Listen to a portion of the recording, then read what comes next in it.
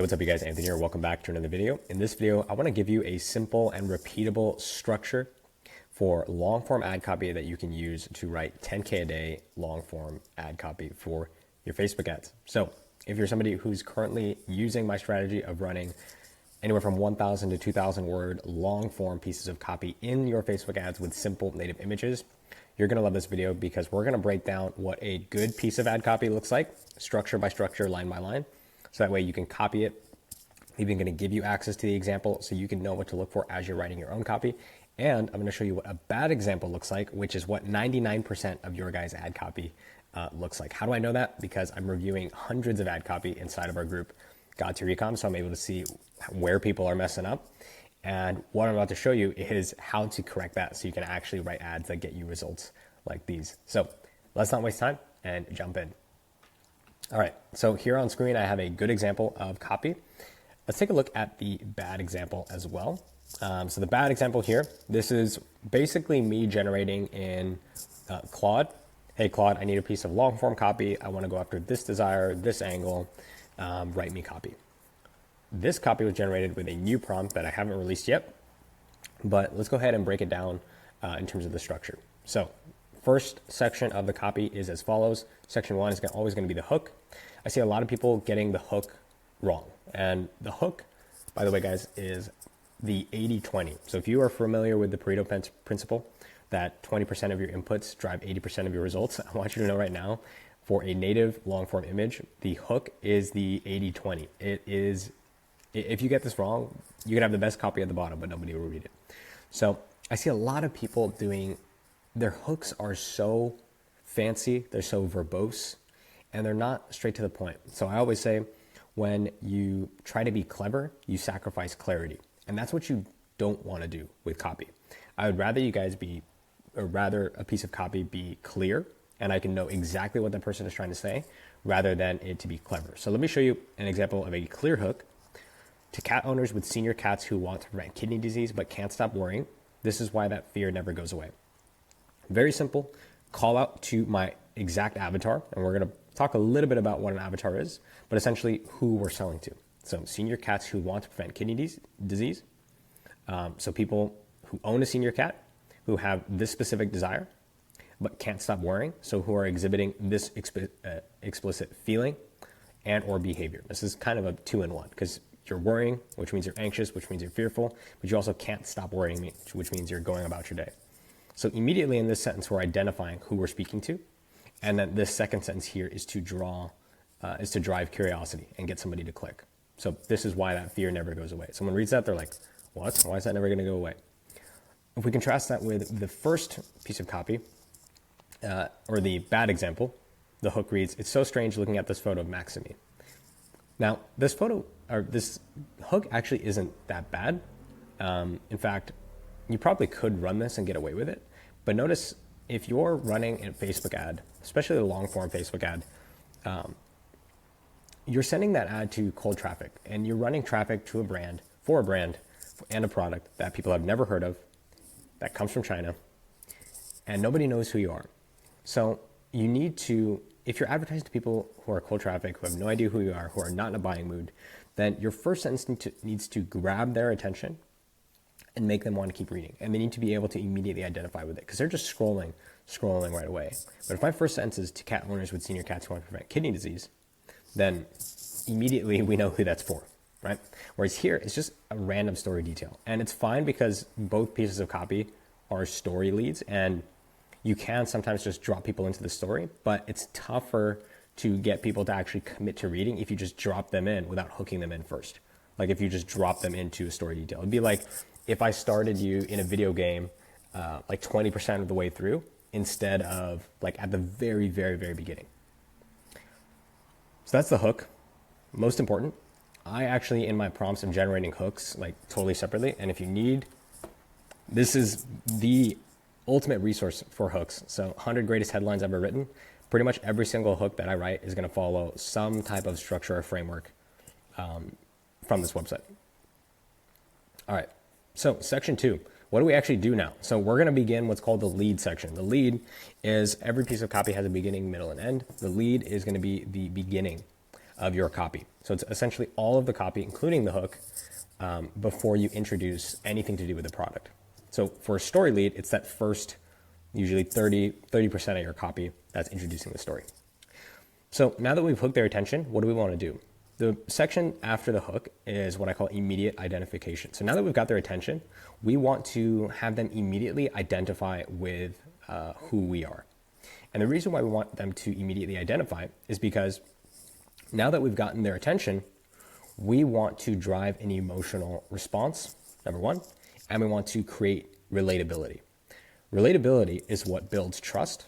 And when people feel like they can relate with you, they're more willing to listen and they feel more understood. So that is the exact reason why if you ever go to the checkout page, if you've ever tried to join God's Here Ecom, where is it? Oh, okay, right here. Escaped ripped content and video ads forever. So there's a reason why I say escaped ripped content in particular, because escaping ripped content, as opposed to if I just said, hey, escape video ads without saying ripped content, I know 99% of my audience is using ripped videos from Calidata, and they're probably sick and tired of it. Or if I say, are you tired of using ripped content and spending hours in CapCut editing UGC videos that aren't even yours? That type of language is what makes you feel understood, because when you hear that, especially if you hear it in your own words, you feel like, okay, wow, this person actually knows what I'm going through and they really understand me, right? Or if I say, hey, have you been burned by $2,000, $3,000 mentorships? So have I. Now you're more likely to listen. And when you're more likely to listen, you actually listen. And then when you can identify, you feel related to and you feel understood. And that's when you buy. So section 2 is immediate identification. So here is where we're going to demonstrate through the first person all of the behaviors that our avatar is demonstrating. Now, how do you actually get these behaviors? You can do this very simply with deep research. And you can see what specific desires people have, as well as what behaviors they're exhibiting. So this is this is the wrong sheet. Okay, so in order to actually build immediate identification, you need to actually understand and be able to identify what behaviors your avatar is actually exhibiting. So here is a sheet that I have that allows me to, wrong sheet once again. Okay, here's the sheet once again that basically allows me to understand for one particular avatar what experiences they've gone through, what behaviors they've gone through. And this is all, of course, based on actual evidence and research through deep research. And you can do the same thing with Gemini as well. But here I can see, okay, what behaviors is this one particular avatar currently going through. So for my avatar, the preventative protector, these are people with this core desire that have and exhibit this primary emotion. Here are all the experiences they have, the behaviors they're currently exhibiting. So these people have often heard their cat is getting at high risk for kidney disease. And here's some of their workarounds. So they're manually adding water to their food, obsessive monitoring. They've tried supplementing with freeze-dried raw food. Here's some of their belief systems, and all of that we want to bake into the first section of this copy. So everything you're reading here is all behaviors, emotions, experiences that our avatar is going through. So a lot of them are researching about senior cat health. They're very vigilant. This statistic, 70% of cats over 10 develop some form of kidney disease, was littered all throughout the research as something that freaks people out, some sort of stat around kidney disease. And then when their cats turn 10, that's kind of the trigger experience. So my cat just turned 10. Now I'm hypervigilant. Every litter box feels like a test I'm waiting to fail. I'm monitoring his water intake. I'm checking urine output multiple times a day. I'm anxiously counting how many times he drinks. I'm doing everything the vet blog said. Now, very important, a lot of people in this older audience still consume blogs. So that's why we have that there. Not we're watching YouTube or whatever other platform. Switched to wet food, added water to every meal, made it into a stew. So all of these things, these are all the behaviors and experiences in just a few short sentences. Notice we're not dragging on here. We're building relatability by using our customer's language and then describing almost like we are the avatar, like we've become the avatar in this copy. And we actually have access to all of that language that they're using. So we're able to describe their experiences, beliefs, and emotions in their own words because thanks to Gemini and deep research, I have over 60 pages of words with actual sources and quotations and everything for every specific avatar understanding how they describe their problem, how they describe their trigger moment, how they describe the failed solutions they've tried, how they describe their fears and worries in their own words, how they describe themselves, how they describe authority figures. So all of that is from the research, which is what makes this copy so powerful. So immediate identification, and then that transitions into the amplification. So the lead, one of the primary jobs of the lead is to drive an emotional response, because people buy with emotion and justify with logic. So now that we've gotten them to immediately identify, what we want to do now is to drive and elicit some type of emotional response. And the emotional response that you want to drive is going to be dictated based on what the primary emotional driver is for people wanting to satisfy their desire. So in other words, what emotion fuels the want to prevent your cat from kidney disease? And the way that you get that is to, again, do the research. So if you do the research, and here you can see here, we have the top 5 primary surface desires. So people who want to prevent their cat from getting kidney disease, we can see, okay, what are the emotional drivers? Number 1, obviously, is fear. We've got anxiety, guilt, helplessness, and frustration. And those are all unique emotions that we can appeal to with different pieces of copy. I always say to start with the most dominant emotion, because that's obviously the best place to start. It shows up the most frequently in the research, which means most people are usually wanting to get rid of or satisfy the surface desire because of whatever emotion shows up the most.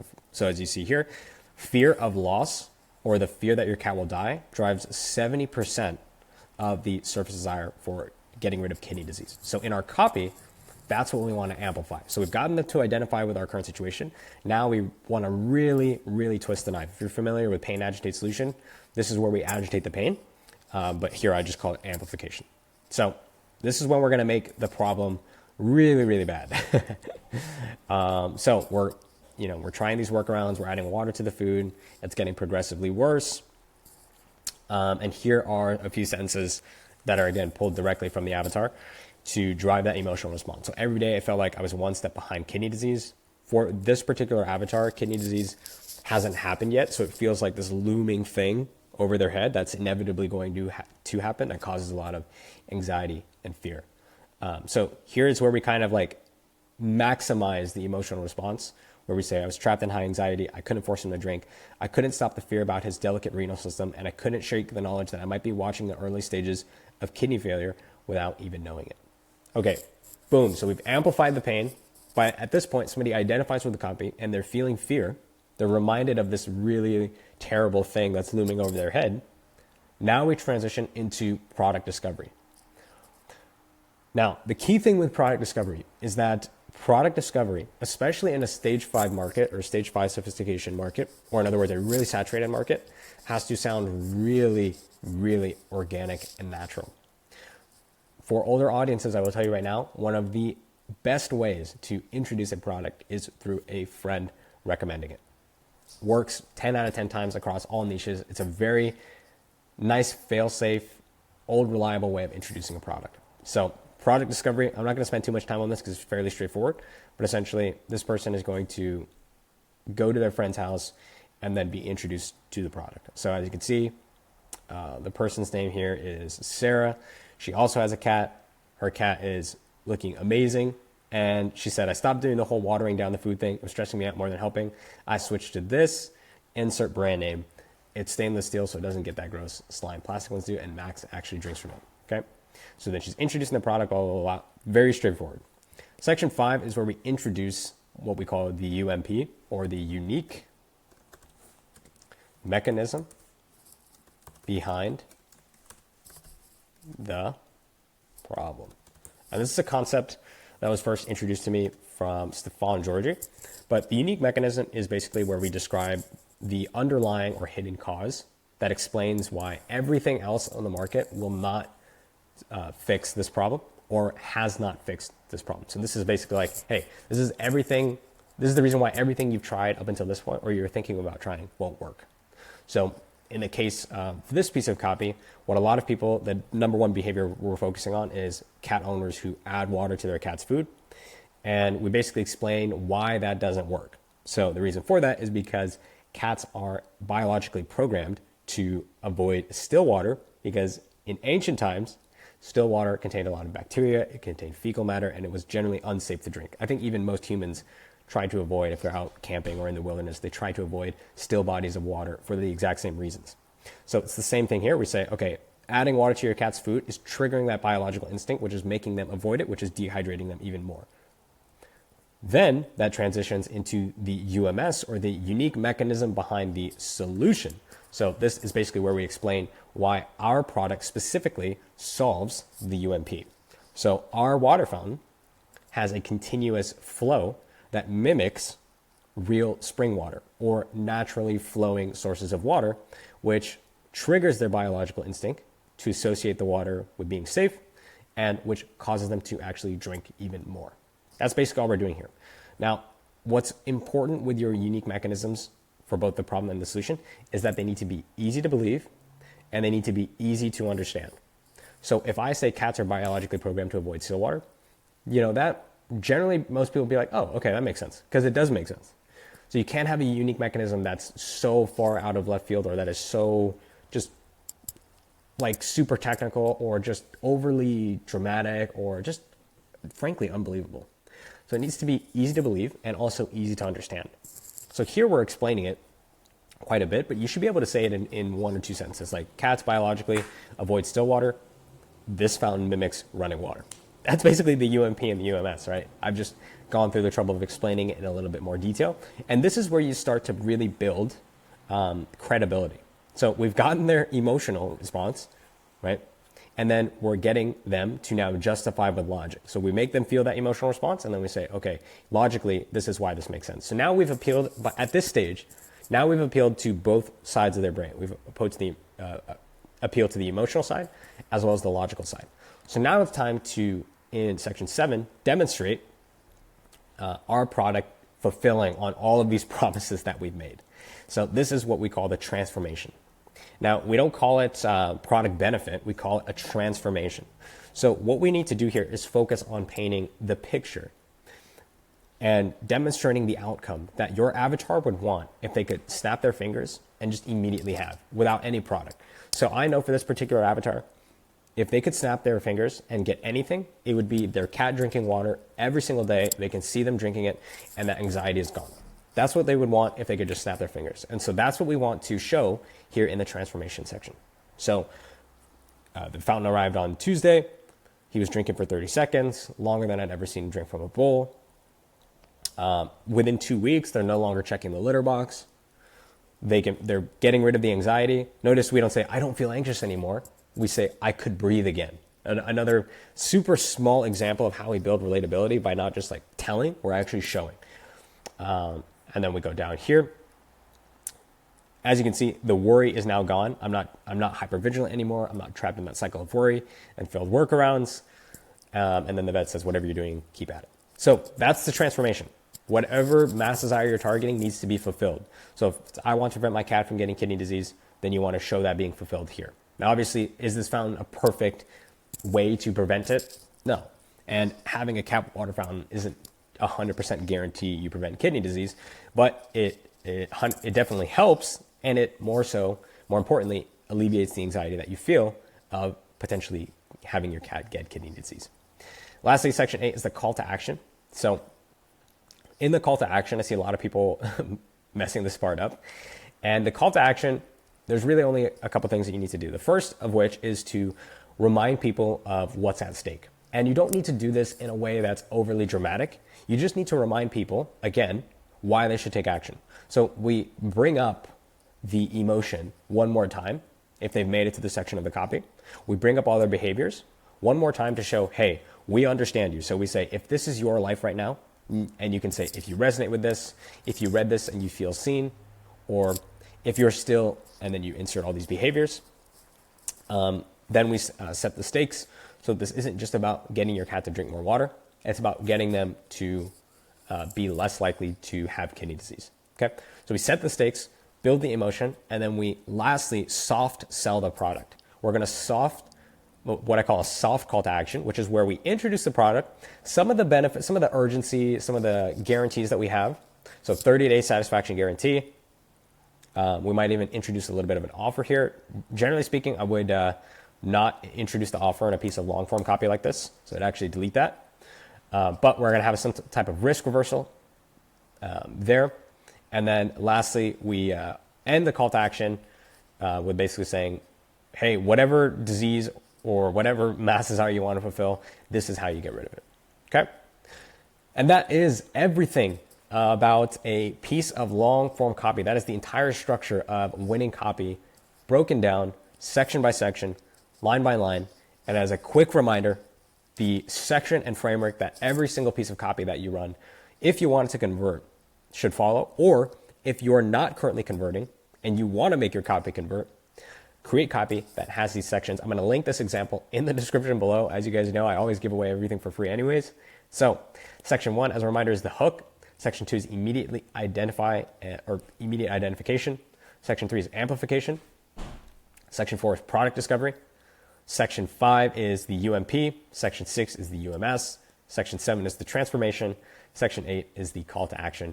And if your copy has those 8 sections, you're going to significantly improve your chances of converting, and you're going to significantly improve your chances of seeing results like these that we're getting inside of the community. Shout out to everybody who's been crushing it, man. Lots of people have been crushing it inside of God to Recom, so shout out to everybody in the group. All right, guys, that is going to do for this video. Hope you guys enjoyed the content as always. If you did, make sure to leave a like, comment, and subscribe. Let me know in the comments below what kinds of content you want to see next. Drop a comment of any issues you're going through, any problems you're currently facing in your business, so that way I can make content on it to help you guys out. This document is going to be linked in the description below. Now, before I end the video, for the 5% of people that made it here, you're probably wondering, hey, these prompts look a little different than what we have access to. And you're right. These prompts are part of my upcoming God Tier 3.0 system, which is going to be, I'm going to say it right now, it's going to be the best ecom course on the freaking planet. It's like no one's even going to touch this. And am I going to give it away for free? Absolutely. As you guys know, I give away everything for free. But these prompts are still very much a work in progress. I have a prompt that is specifically for doing avatar research. I have a prompt that is specifically for, I have one prompt literally just for extracting language for each avatar. As you can see, this used to be like 90 pages. I had to shorten it down because I literally couldn't throw it into an LLM without a error. I've also got, I think this is the desire prompt, a bunch of new stuff on the way. We've got like primary desires, secondary desires, emotional desires, all that good stuff is going to be released very soon. So keep a lookout for that. Otherwise, hope you enjoyed the content as always, and I'll catch you in the next one. Peace.